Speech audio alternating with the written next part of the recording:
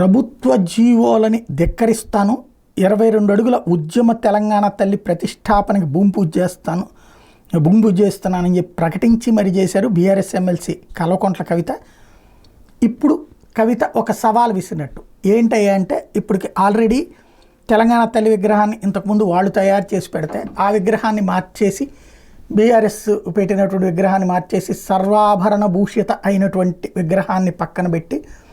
సగటు మహిళ విగ్రహం అన్నటువంటిది తమ పోరాట స్ఫూర్తి మహిళ అంటూ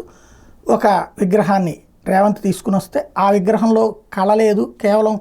అభయహస్తం అంటూ కాంగ్రెస్ పార్టీ గుర్తుని ప్రొజెక్ట్ చేసుకోవడానికి వచ్చింది, మేము అట్లాంటి గుర్తుల కోసం చేయలేదు అని చెప్పి బీఆర్ఎస్ నడుస్తోంది. అయితే ఇప్పుడు ఆల్రెడీ బీఆర్ఎస్ టైంలో పెట్టినటువంటి తెలంగాణ తల్లి విగ్రహాలన్నీ తీసేస్తారా అని ఓ పక్కన బీఆర్ఎస్ సవాలు విసురుతూ,